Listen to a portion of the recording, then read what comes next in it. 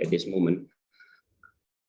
I believe that the Cambodia Commission, Competition Commission will be established soon, because on the 21st and 22nd, we will have another discussion, consultation among the Line Ministry, which is organized by the Council of Ministers.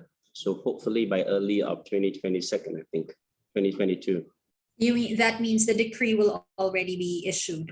I think so, yeah. The decree might be signed early 2022. I see. Are the members of the commission all already identified? For the Line Ministry, the decree state that there will be a numbers of Line Ministry represent as a member, but actually we still have the independent commission members, which requires through the selection process by the chair of the commission, which is the Minister of Commerce. So that selection process can only happen after the commission is established. After the sub-degree on the establishment of the CCC established, then we will launch the what we call the advertising for the selection procedure. You know. I see. So there will be an application process. Yes, it is. Exciting times. Thank you, Your Excellency. May I ask how long you foresee this process to take place before the commission is fully established and functional? I think for the selection after the sub-degree enacted, the selection procedure may take like 2 months' time, and then the full set of the composition of the commission might be functioned by May or by June 2022, I think. So by mid next year. Yes. And then a part of the commission's responsibilities or tasks will be to issue the guidelines for the implementation of the law, right? And so that means we probably will not see any active enforcement until 2023. For the timeline, I would not confirm that by 2023 we're going to enforce the law based on the commission guidance to us as the secretariat to the commission. Hopefully, when the commission established, commission have a lot of work to do. You know, I think because they have to establish the competition policy and plan. They have to take into account some of the mechanism that can issue decision and other, also the interim measure as well. So there is a lot of mechanism and principle that they have to set out before they can instruct us to enforce the law. Let's see how they're gonna instruct us, you know, as the implementing body and also as secretary to the commission. But I know that the CCF is already ready, right? Yeah, we are. Because why? Because we are undertaking the training program to all the investigating officer, and also to be appointed as the judicial police as well in the coming months. That is excellent to hear. I know that you have been CCF has been receiving training and support from a lot of multilateral organizations. How about in terms of bilateral support or training from your counterparts in ASEAN or around the region? I think through the team efforts and also under the wide leadership from Excellency Pan Sorsak, the Minister of Commerce, and also the chairs of the commission as well in the near future. CCI have received a number of training programs under the laws on competition. You know, recently we have a lesson learned from the Indonesia Competition Commission, and also we have received the lesson learned experiences from the Philippine Competition Commission as well. And in addition to that, we also received some training from ACCC, you know, Australian Competition and Consumer Commission, and also from the US as well. So various of the training that we received so far. Recently, we also had a training from other like Thailand and also the Singapore as well. May I ask how large CCF is? As I understand, you have hundreds of staff all over the country. I think since we have the own and let's say agency, that transform from the decision by the government that transform from the agency that provide the services to the agency that implementing the law. So far we have 3 laws that need to be implemented by the CCF. So we have around like 630 staff so far. You must nationwide. Nationwide is? Yes. You must be the largest competition agency in ASEAN. I have no ideas on that because I didn't study. I think that is correct because I know Singapore and Malaysia have about 80 people. Thailand has about 120. So yes, you are the largest by far. We have different sectors that are covered by, mandated by the law, that giving us the mandate to enforce the law. We have like food safety, human protection, competition, and also protection as well, covering also the intellectual property enforcement. So that's why our is so large. It's not a policy making, but actually both policy and also the enforcement. That is interesting to hear.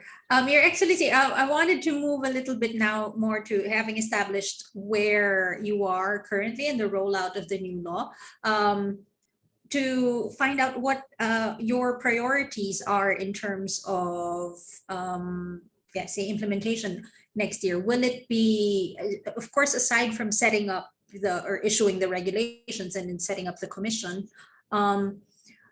how much priority or work will you allocate advocacy efforts, given that, am I correct? There is no grace period for the implementation. All right, since the law, does not provide any grace period, and then I could not say that we have to start enforce the law yet. Right. Since do not have the commission that guide us, so what to do and what measures need to be taken.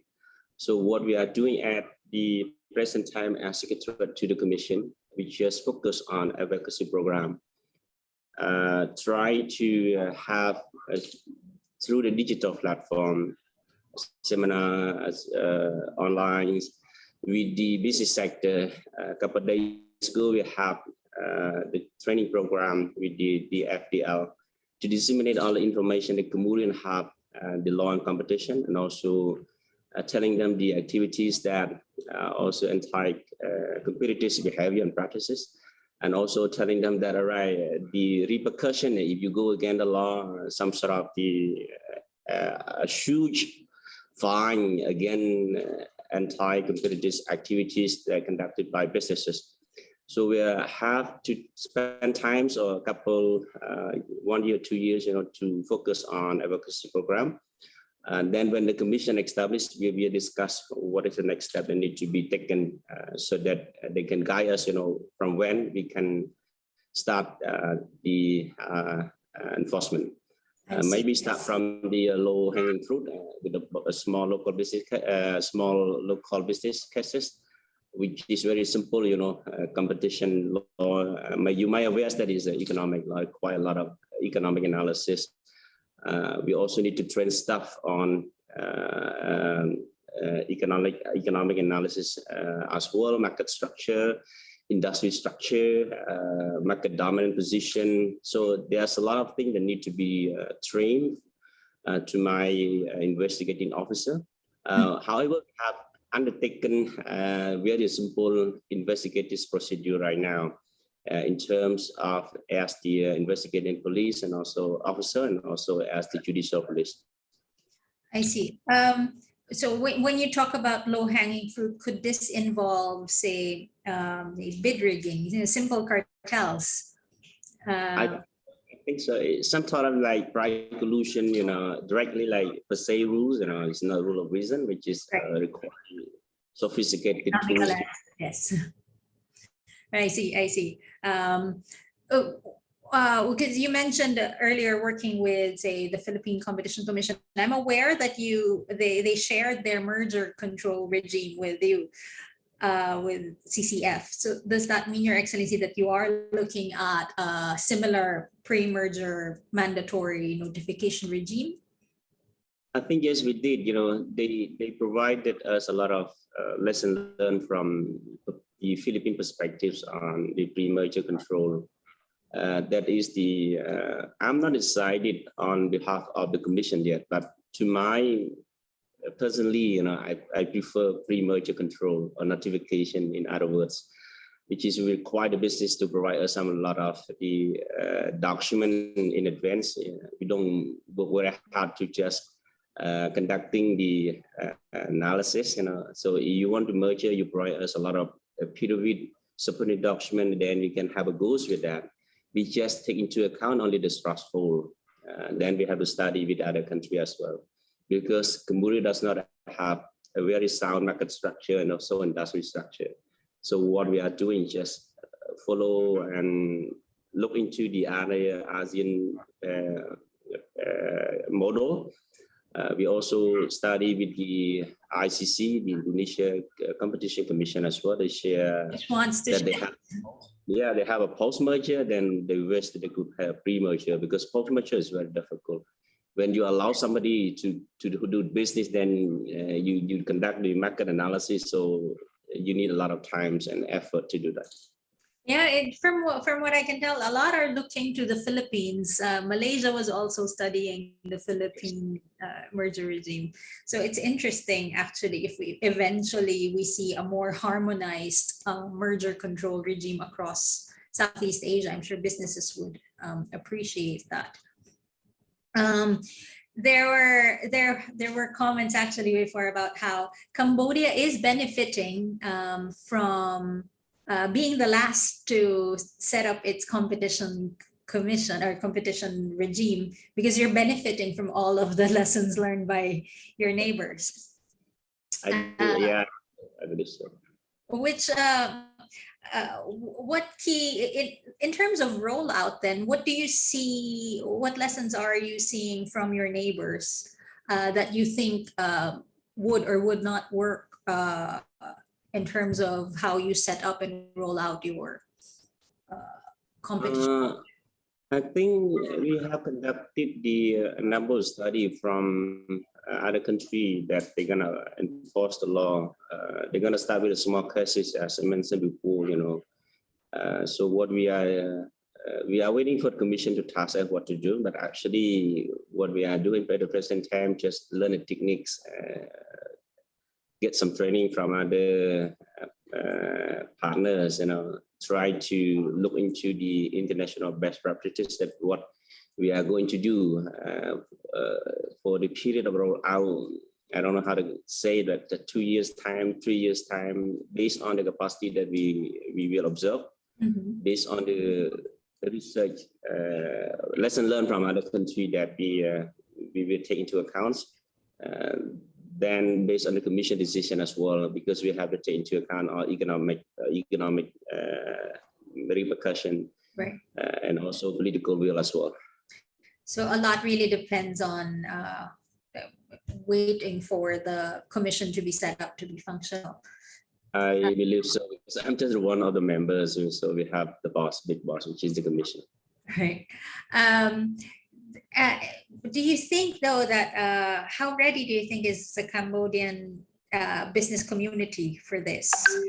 Do you anticipate a lot of pushback, a lot of, you know, really a lot of time spent on educating and raising awareness? Or, I mean, or is it the case that they see what's happening elsewhere and they know this is coming? I think Cambodia is going to take a longer time. Since like I mentioned before, Cambodia does not have a very sound market structure, industry structure. it's very difficult to calculate, let's say, market share, financial sector. So the outreach program, which is playing very important role. We have to have a stakeholder engagement to disseminate all the laws and also the other policy to the business sector, the regulator. Some regulator don't understand what is the competition law meaning to them as well. The public in general, we have to bring them on board as well to make them aware, because we're going to start with micro SME. So right. if we take task action again, the micro SME.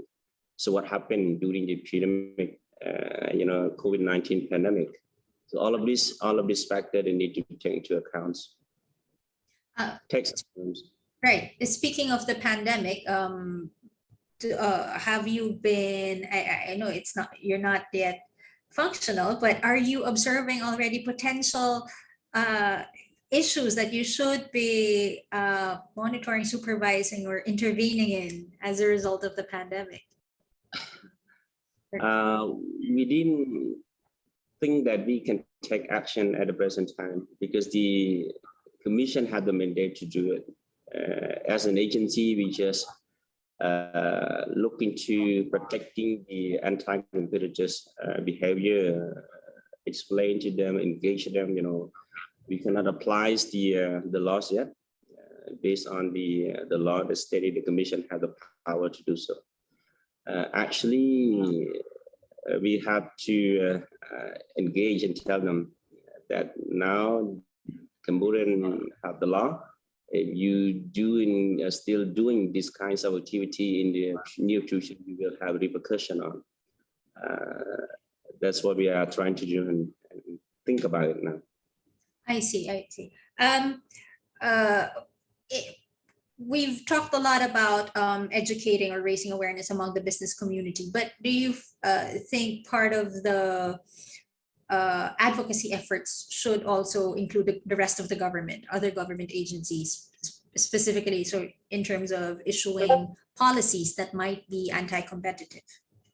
I think you have to engage with the public entity as well, because why? Because when we talk about competition law versus the industrial policy, most of them should be complementary, as raised by the Asia Pacific speaker. So we are confident that the enforcement of the laws and competition will generate economic growth for some house. To what extent, I have no ideas on that, but actually can help boost the economic efficiency in terms of maintaining the level of playing field for the industry. Whether you are large enterprises or micro SME or SME, you have to respect the rules, so it can have market more competitive, generating the economic efficiency for the nation that can generate economic growth in the long run.